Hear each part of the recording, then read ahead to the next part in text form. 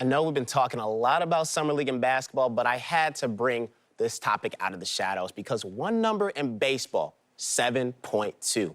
That's the percentage of Black MLB baseball players in the league right now, the lowest since it was first being tracked in the early 90s. I talked to Curtis Granderson, Jimmy Rollins, and Dexter Fowler, all former Black MLB players, to hear what they thought were the reasons. With the 2022 MLB draft nearing its 1-month anniversary, it's important to recognize and remember why this draft class, or at least the first round selections, made history. For the first time in the MLB draft history, 4 out of the top 5 draft picks were Black players: Drew Jones, Kumar Rocker, Tamar Johnson, and Elijah Green. In total, 9 of the selections in the first round were Black players. But let's go back to that first stat real quick. First time ever. For a game that's been going on for over a century, and Jackie Robinson's 75th anniversary this year for his debut in the major leagues, it begs the question, why just now? What took it so long? And the most important question, what is causing the decline in Black Major League Baseball players? A number that we saw at 18.2%, its peak in the 90s, to 7.2% this year. I talked to Jimmy Rollins, Curtis Granderson, and Dexter Fowler, all former Black Major League Baseball players and from different parts of the country. Jimmy from Oakland, California, Dexter from ATL, and Curtis, a Chicagoland native. Not only did they live it, but they gave their insight on the matter.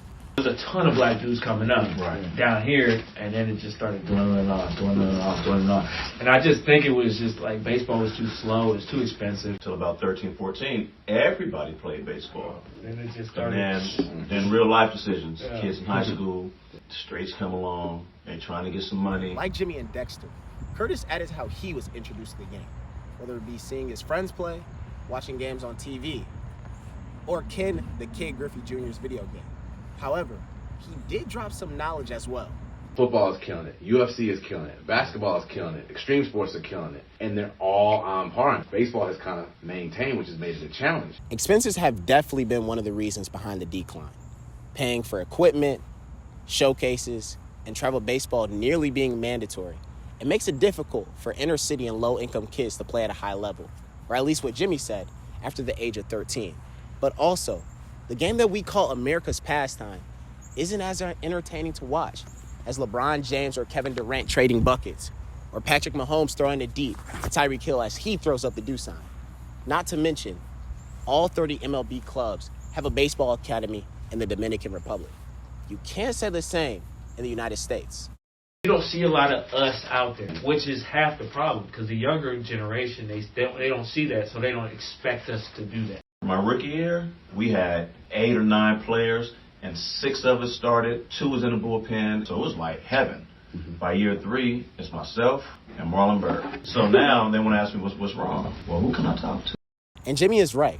Only 2 head coaches in the MLB are Black, Dusty Baker and Dave Roberts, and 1 in charge of baseball operations for any Major League Baseball club, which is Kenny Williams for the Chicago White Sox.